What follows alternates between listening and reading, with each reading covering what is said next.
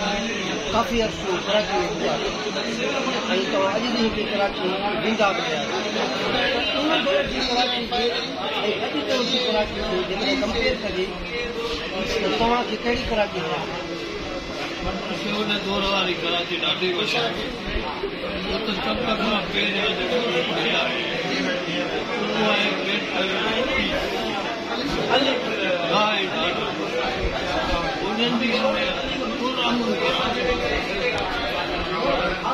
बाक़ी मटी जल्दी जेका तरक़ी थी आहे उहा त कॾहिं थी सघे थी ऐं उन आधार पंहिंजे जेको पीस हुयो अबुध हुयो सफ़ाई थी ऐं राति जो असां कहिड़े बि टाइम ते छो त असां इतफ़ाक़ सां हुते धंधो बि कयो उन वॾे मां धंधो करायो 20 मज़दूर हूंदा हुआ असां वटि जेके एम्ब्रॉइडरी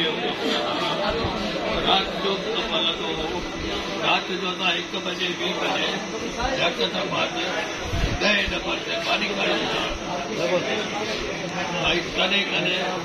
अटमल तक कंदा हर राम का पास में फर्क़ ठहियल हूंदा वरी सुबह पड़ा केस हींअर ॾींहं जो ख़ासि करे जेके हालत बिगड़िया हालत उन खां पोइ करण जी रहण खां भई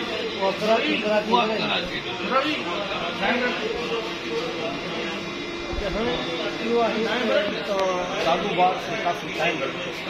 दादू बाग की तव्हांजी वकील साहब जिन नौजवाननि जी रहनुमाई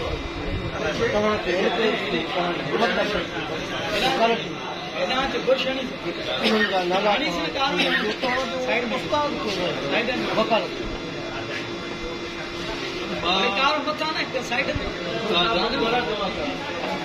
आउट ऑफ डिस्ट्रिक्ट अचण खां पोइ वकील त थियणो हो मूंखे मां एक्टिव रहियो आहियां पॉज़िटिव जॾहिं करे अचण तक़रीबन टाइम पास वरी एज़ अ पिटीशन राइटर तौर हिन ई कोर्ट में 92 खां वठी कमु कयो वकील साहब उन वक़्तु जेको पिया उन जो कमु कयो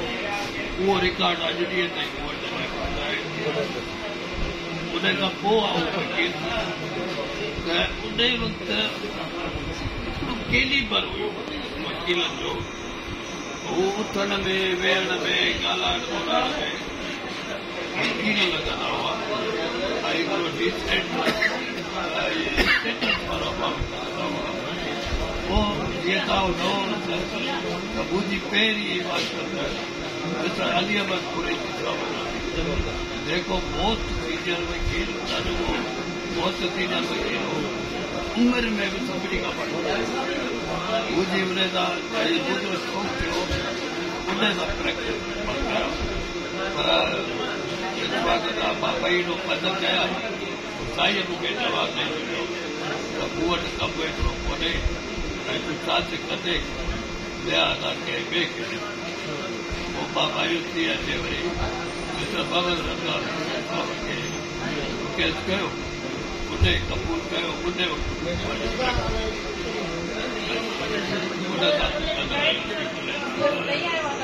ॿार जा ख़बर ॿार जो सतराम 2015 में ऐं 94 97 98 सेक्रेटरी 2006 जनरल सेक्रेटरी 2017 में उन वक़्तु पुराणो जॾहिं आउं इंटर थियो त मिस्टर जगदास जुड़ेजो साहब ऐं अली अहमद कुरैशी साहब मिस्टर गुरियाणी बाबर गुरियाणी साहब मिस्टर बलकाणी साहब काफ़ी नाला आहिनि ऐं अली अहमद कुरैशी साहब ऐं बाबर शमरदीन बलकाणी साहब मिस्टर कमरदीन कलोड़ा साहब ये ॿिया बि काफ़ी नाला आहिनि गुलाम अली भुट्ट साहब काफ़ी ॿिया बि नाला आहिनि फ्रेंडली असां उन्हनि खे पंहिंजे वॾनि वारी